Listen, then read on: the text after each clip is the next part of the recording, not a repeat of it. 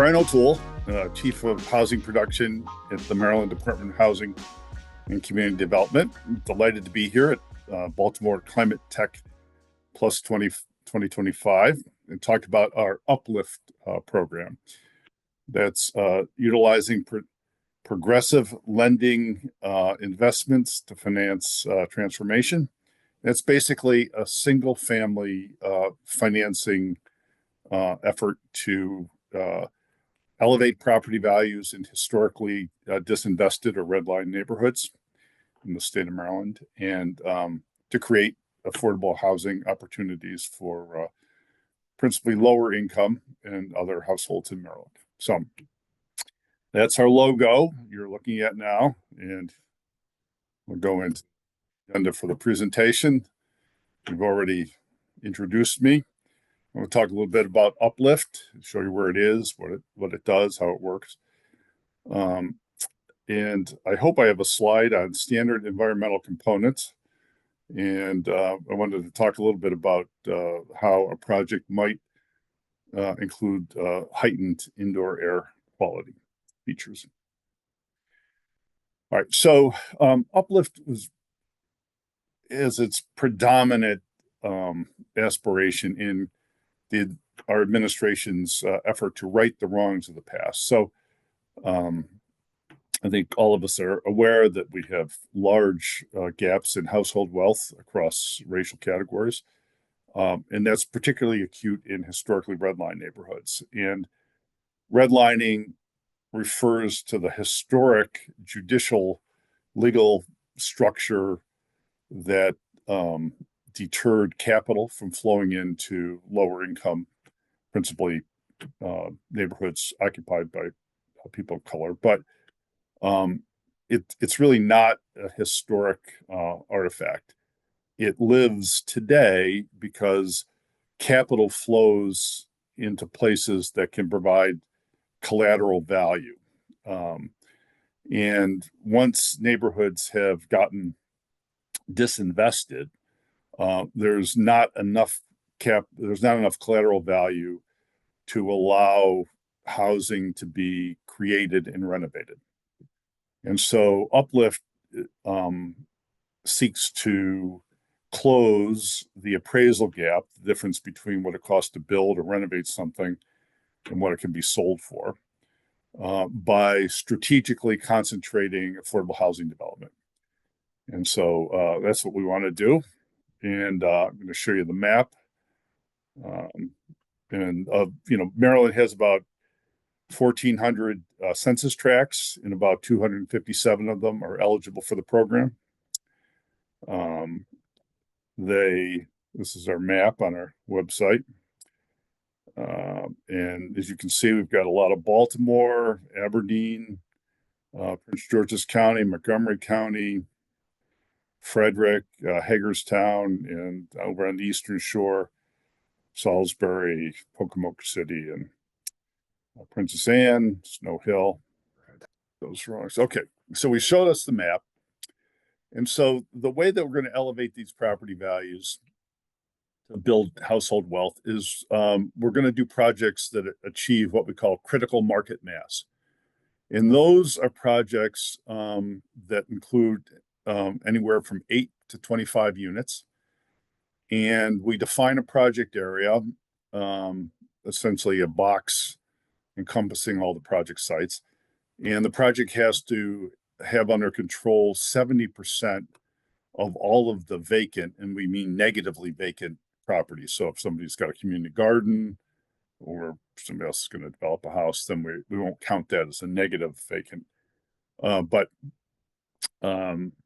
So that's how we get a project area in a project. And in addition to building new or substantially renovated housing, we're also working on want to work with the existing legacy homeowners who currently live in communities.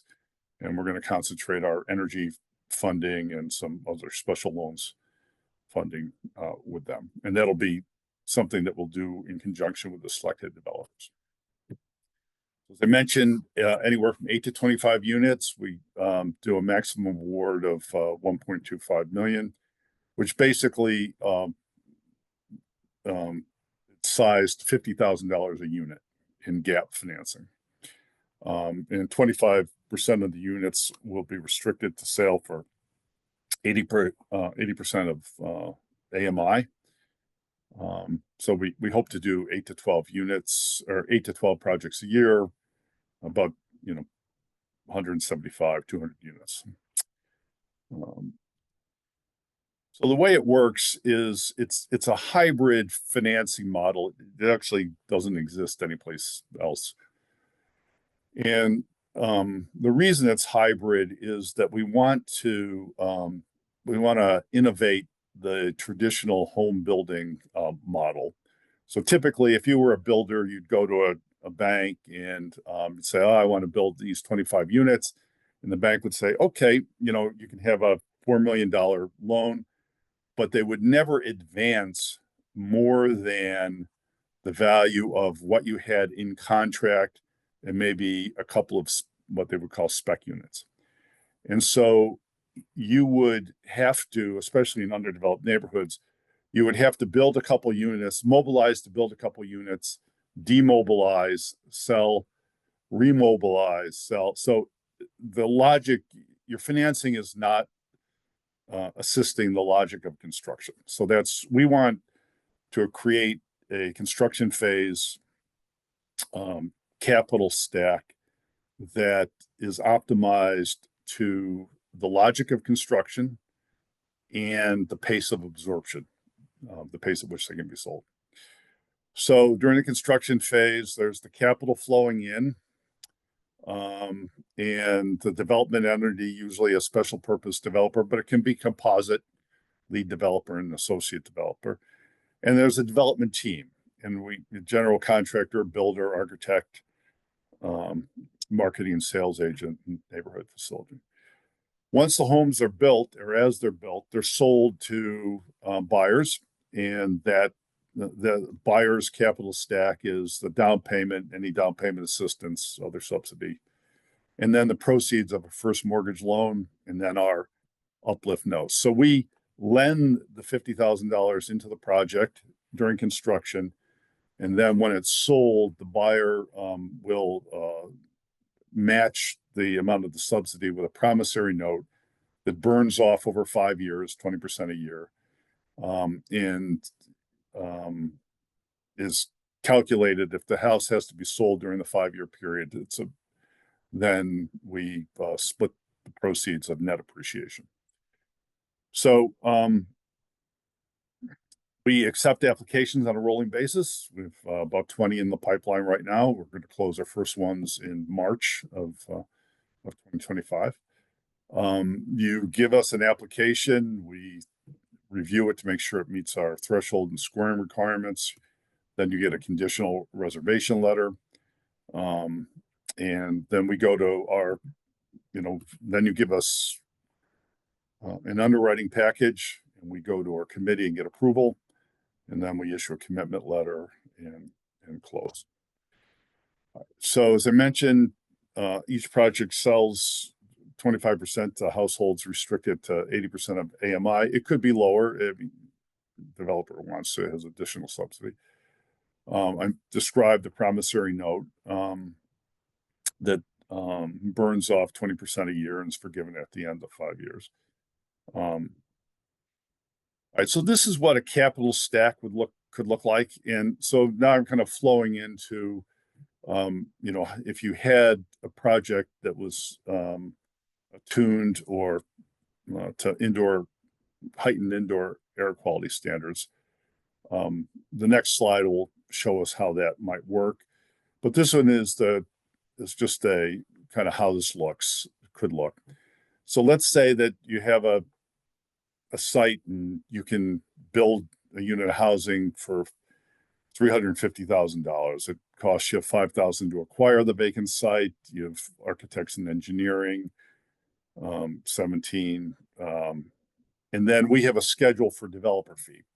So the developer's remunerated based on this fee, and there are incentives in it if you bring the project in under budget or overachieve on the sales side.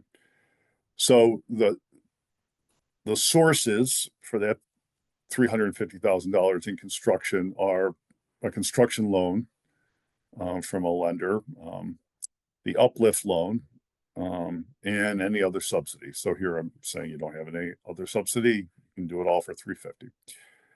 On the permanent side, the home buyer would get a home buyer mortgage. Let's say, the property is appraising for 300 or something, so you can get a mortgage for 275.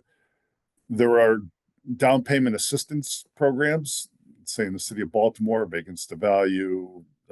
Maryland has a Maryland mortgage program that has preferential rates and some DPA. And then this promissory note, which is our, again, denominates the amount of the subsidy. So sources and uses during the construction phase, and then the permanent takeout is the home buyer. All right. So if you were really looking to up scope or develop a scope that delivered very high quality air in the unit, the places that in this 3-step process that would be relevant to that would be in the architecture and engineering and the construction that you might have higher costs there. And that those would be offset by some other subsidy, let's say. And they could also be offset on the home buyer side if there were a source of additional DPA for it or other subsidy. So those are in, I know we're going to make the decks available, or I assume we're making the decks available. So there's links that you could go and look at. Aaron was good enough to give us some informed feedback on our current design and construction standards. We'll, on or about July 1st, we'll have a new program guide out and revamped design and construction standards that will undoubtedly be much improved thanks to his input. So, Brien, do you have a few minutes for a couple of questions? Sure. Awesome. Thank you so much for your presentation. This was great. I don't know if you recall how and when we first met, but you and you and I were both meandering around the 1000 block of West Fayette Street looking for the launch location, the welcome of the Freddie Mac, Home for USA, Grow America, Baltimore developed the developer program, and there was a launch event on the 1000 block of West Fayette Street, and both of us happen to be kind of trying to find which building it was, and that's kind of where it all started, and you were one of the presenters, and I believe one of the sponsors as well, and really gathered a lot of great information about the UPLIFT program and what you do, and I don't know if you remember that moment. I do. I remember how well dressed you were, and I said, I don't know where he's going, but I'm going to follow that guy. Yeah, okay.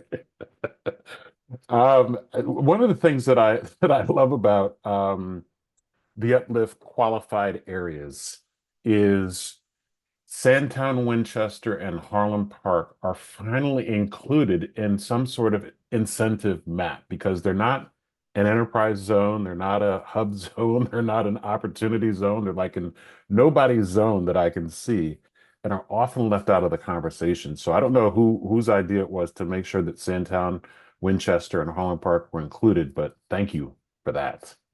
Well, was that your doing? No, it was actually Senator Antonio Hayes. Yes. So he crafted the appraisal gap bill and was, I mean, this has been a problem that a lot of people have wanted to help solve. I think And so, like anything, it's a river that has multiple tributaries, but his appraisal gap bill was a very important one. Hmm. And so it essentially said, look, for this appraisal gap fund, there are two criteria for the geographies. One is they have to be HUD defined census tracts that are can be characterized as low income. Hmm. And so basically, that's where more than 50% of households are at or below 60% of AMI, or more than 25% of individuals are at or below the poverty line. So that's the sort of household income test. And then that's complemented by the fact that it has to be in what's called a sustainable community, which is a state of Maryland designation for a place where the department can make investments. Hmm. As you know, that the governor also has a just community initiative that will create a map where based upon disparities in health as well as capital flows and uh, sort of other legacy discriminatory uh, practices and effects. I think Harlem Park and Sandtown will be in both of those as well. So the challenge in Harlem Park and Sandtown is in part to build off strength. And Harlem Park has some real amenities to build off, Hmm. but also has very pervasive disinvestment. And so, strategically sequencing the development to build momentum there, I think is a challenge. Yeah, yeah. Well, shout out to Bree Jones and Parity. I know that she was very much involved in the appraisal gap legislation kind of in its early days, and so she's doing big things in Harlem Park to revitalize the neighborhood, kind of one property at a time. So shouts out to her for sure. Yeah, I think if yes, I couldn't agree more. She has been cultivating this as a response to a problem that she's obviously knows a great deal about and has invested tremendous amount of time and effort to kind of to rectify. So Sure. And I'm partial to Sandtown for sure, but the Sandtown Winchester Harlem Park master plan should be coming out later this month as well. So oh excited to see wow, that, and yeah, excited to no, see the progress happening in Sandtown Harlem Park. okay, Yeah. I look forward Um, to that as well. yeah, absolutely. So I want to transition to gorgeous Prince George's County. Fairmount Heights has a development there. Probably one of the first net zero energy new home developments that I've seen in the state. That's kind of a for sale product. It's an affordable housing product, and I believe the Maryland DHCD is very much involved with that when it comes to, and the caveat is that it's a modular development project, which I think is also very exciting. Um, what's your feeling about offsite construction, just kind of the innovation of it, and just kind of where you see the market going? Do you think that's a potential future solution? It looks like Fairmount Heights is in, and the HAP people of HAP are really innovative in using that as a strategy for affordable housing. I do. I think it's going to be a an important tool. So there used to be a joke about Brazil that it was the country of the future and always would be, Mm, and similarly about you know uh, manufactured modular housing that it was the building technology of the future and always would be. But there are a couple of things. The home buyer financing side has matured, so hmm. FHA really came in. So I think that's important. Hmm. So I've seen some very high quality development. We have a little ambivalent, and I'll also say that an important component of uplift in single family production is that, and I contrast this with multifamily. So the state produces, we help finance 3,000 to 4,000 affordable units a year for rental. It's a very well-developed production platform. Lots of able developers work in it, general contractors, architects, property managers, et cetera. Comparatively, the single family production side in historically disinvested communities is woefully underdeveloped.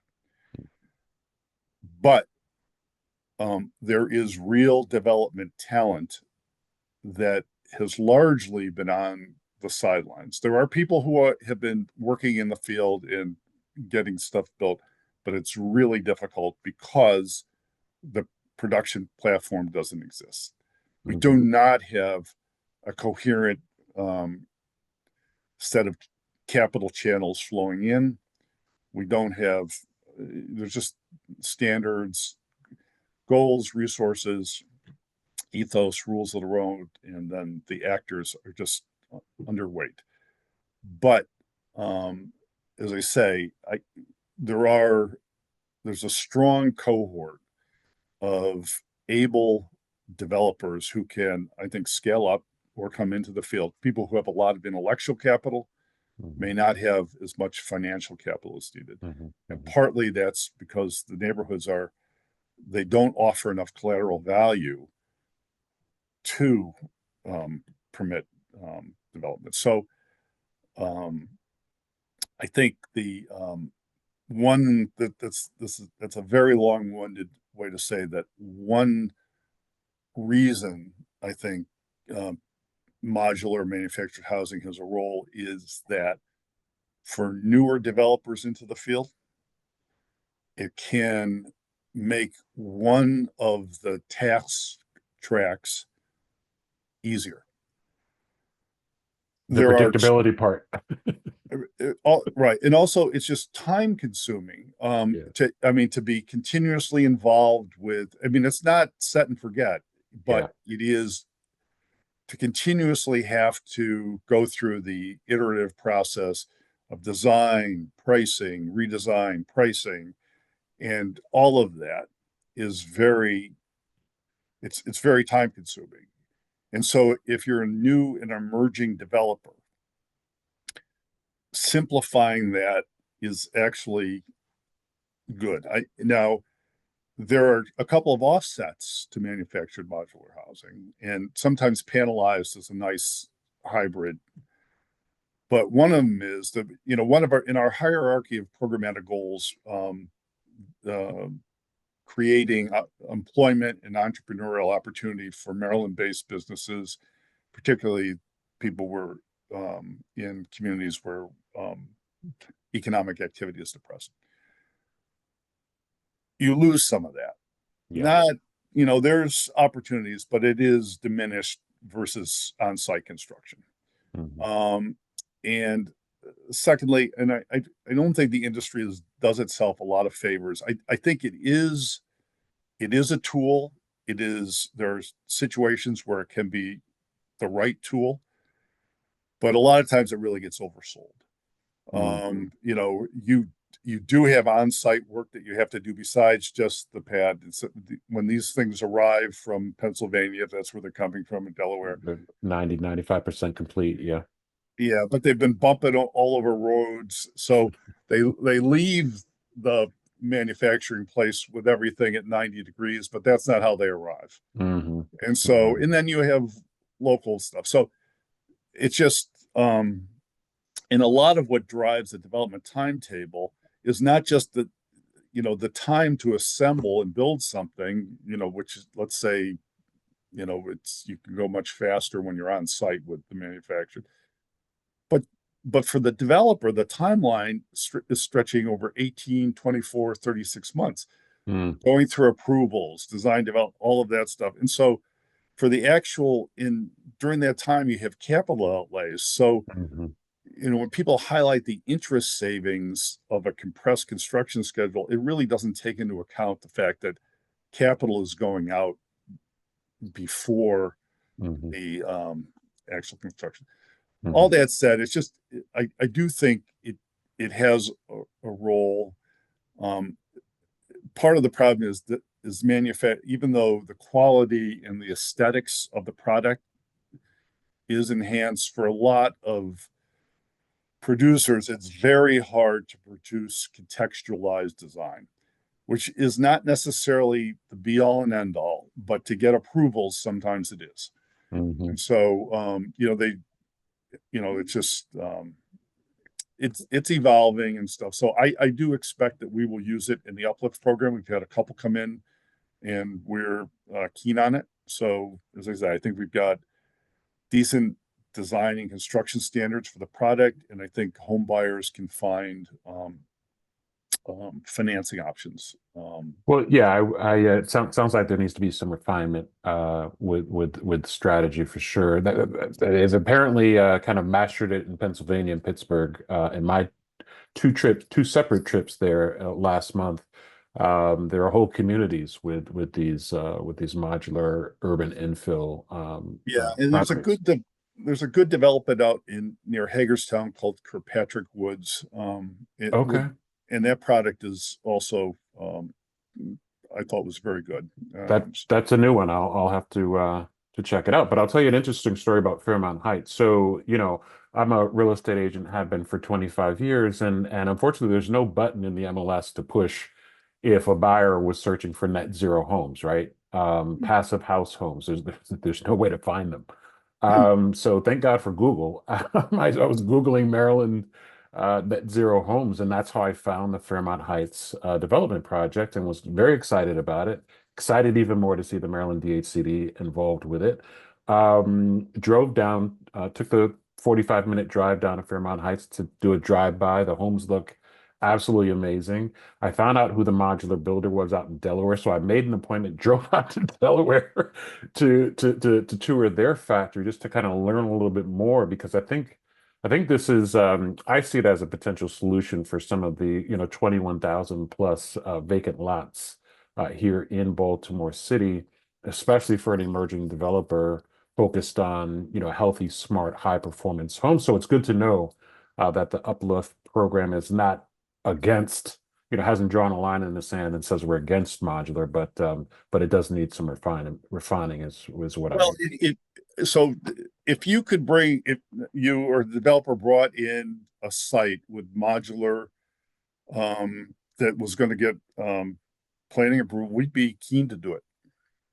If you be, Does it make it does I would assume it would make it more enticing if we have pre-construction sales and pre-construction buyers ready to go, financing deposits. well, that's very interesting. So yes, it would be better. Certainly, trying to get a construction loan to complement our uplift would be, Mhm. but also one of the things that's intrigued me about the conversations we've had is the idea of doing developments that at least incorporated some housing designed to address um, maybe health respiratory vulnerabilities, asthma. And so, I don't know whether that would look like a whole development that way or incorporating, some portion of a site. So if you had 20 units and you did, three or four with heightened, all these our current design and construction criteria require at least Energy Star. Hmm. Hmm. So, and obviously, if somebody goes on above and beyond that's all fine. But I've been very interested in whether there isn't a marketing opportunity here for households that would have, again, with where there's a respiratory vulnerability where incorporate that into the development in doing that, I think would be very interesting. So Well, I think to your point, that's where working with local healthcare institutions, hospitals, and leveraging their community benefit requirements to be able to contribute because of their nonprofit status, they need to contribute a certain amount of dollars back into the community. And there are plenty of examples across the country of hospitals and healthcare organizations that are investing into communities with a major focus on the social determinants of health, which of course we know, the home is the number one determinant of health. And so if you can build homes that are, focused on health first, not energy reduction first, but health first, then all the other environmental certifications kind of fall into place, the Energy Star and those types of things, the net zero or zero energy ready fall into place. But focusing on healthcare first means that there's no, $1,000 emergency visit for asthma emergency. If they need to be admitted overnight, you're saving that $10,000 because by living in a home that focuses on health first and removing asthma triggers and radon, you're now eliminating the need for all the services and the fees and the costs that go along with managing this totally manageable disease. An asthma and allergy certified home as well. There are examples across the country that have built this way that people with respiratory situations and issues are saying, I don't have them anymore because I've moved into a situation that is totally focused on, the social determinants of health. And so I think that's another add to the capital stack is working with healthcare institutions because they're very much focused on the social determinants of health. And so I'm very excited about, kind of pursuing that pathway as well. Yeah, as would we be. I mean, it would be terrific if we Yeah, could do this. So sure. Do you have a few more seconds for one or two more sure. questions? Yep. Okay. Mhm. So you said there was a focus on legacy homeowners in one of your slides. Is that, are there funds available for like deep energy retrofits or being able to make a home healthier, smarter, more high performing to help, age in place, cure slip, falls, and trip hazards, those types of things? So Uplift was piloted in two places. In the historic Pine Street neighborhood out in Cambridge and in Johnston Square in Baltimore. Hmm. And in Johnston Square, we took our critical repairs program and said, all right, we're going to go in and work with legacy homeowners. And we did 34 homes in about 70,000 rough and ready dollars per unit. And not only did we learn a lot, but we are learning a lot about it, really reflecting on it. So one thing that came out was how important for renovations with legacy homeowners, engaging neighborhoods is. Because what happened was it went slowly until a neighborhood leader went through it, had a positive experience, and then it just went like gangbusters. Hmm. Hmm. Um, and we just as public, and we're doing a couple things behind the scenes, but we discovered that so we had a critical repair framework. And so we've been working actually very hard to kind of integrate this into a whole home approach. Hmm. But we had a critical repairs to do situations that pose threats to life, health, safety. We also had energy programs that have them, but they weren't well integrated. And there were a dozen important reasons to integrate them better. And there are about 150 reasons why that's hard for state agencies to do. But the importance of doing it is such that that's what we're working on. So basically, you have really four tiers. And at the risk of going long, I'm going to say something at length about the last one because I think it's important. But first are sort of life, health, safety. Second, really code obsolescence.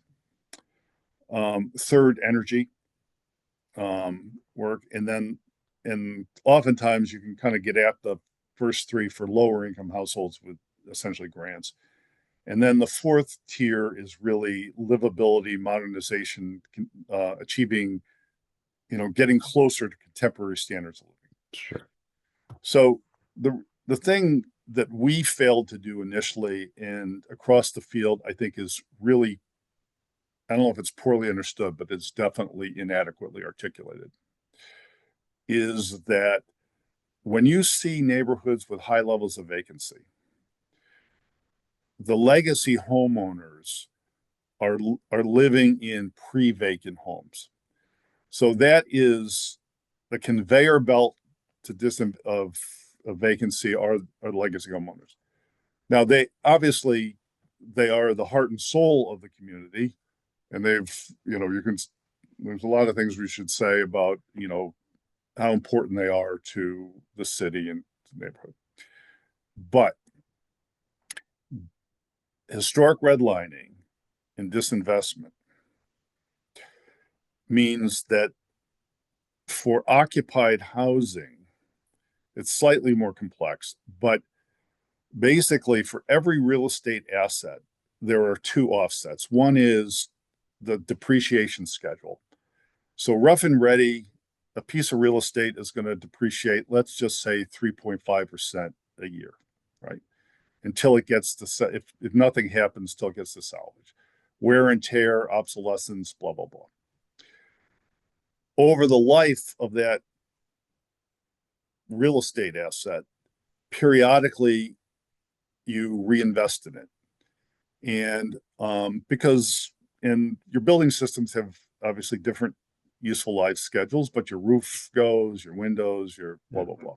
Buildings never work the way they're supposed to. And what happens though is when property values sink, those periodic reinvestments are disincentivized. They don't happen. Mm-hmm. Lower income households eventually, especially when low income seniors on fixed incomes. So the investments, the periodic investments that would offset depreciation don't happen. And so that is and can't happen because they aren't investments if you can't recoup them. Right. Right. And so this is, we're all very good. We know why capital doesn't come in to neighborhoods because there's no collateral value.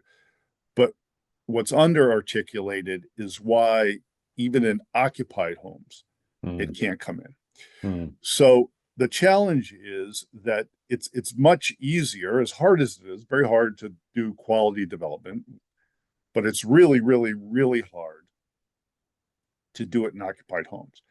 And there are multiple reasons for this, but one of them is I don't care who you are, if you're a homeowner and you say, oh, I want to redo my kitchen or my windows, it's a big thing.